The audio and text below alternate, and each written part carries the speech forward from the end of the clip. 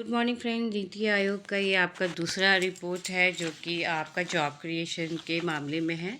Job creation in the AI economy, इसके लिए road map तैयार किया गया है। ठीक है, इसका उद्देश्य क्या है कि 2035 तक भारत को एक विश्वसनीय वैश्विक एआई कार्यबल और नवाचार भागीदार बनाना।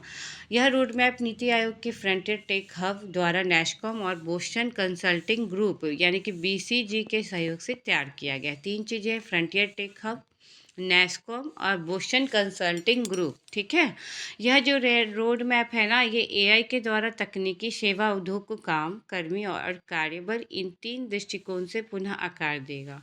तो काम है, कर्मी है और कार्यबल है। इस रिपोर्ट के अनुसार जहां एक और भारत जो है तकनीकी सेवा के क्षेत्र में 2031 तक बड़े पैमाने पर रोजगार विस्थापन का खतरा इसको है, वहीं दूसरी ओर अगले 5 वर्षों में 40 लाख नए रोजगार सृजित करने की भी क्षमता है। इस संदर्भ में नीति आयोग ने नेशनल एआई टैलेंट मिशन आरंभ करने की जो है कि सिफारिश की है। यह रोड मैप भारत को एआई रेडी नेशन बनाने के लिए तीन मुख्य स्तंभ पर आधारित है। कौन कौन है तीन मुख्य स्तंभ?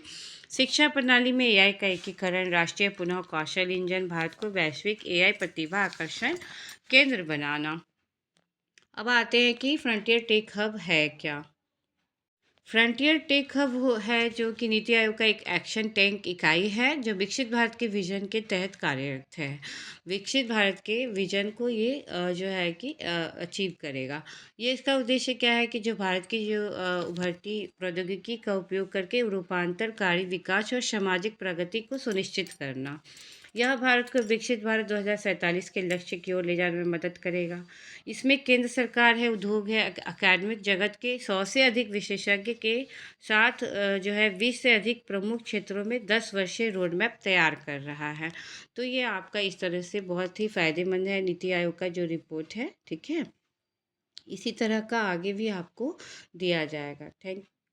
आप जो है कि जितना भी नीति आयोग का रिपोर्ट है 10-15 जो इस 2025-26 का जुड़ा हुआ है, इसके अलावा इन्वायरमेंटल रिपोर्ट, इंडेक्स सभी आप लोगों को दे दिया जाएगा। आप चैनल को सब्सक्राइब कर देना। शॉर्ट वीडियोस के माध्यम से जो इम्पोर्टेंट चीज़ें होंगी वो आपको अपलोड कर दिया जाएगा। ठीक है, थैंक यू फ्रेंड्स।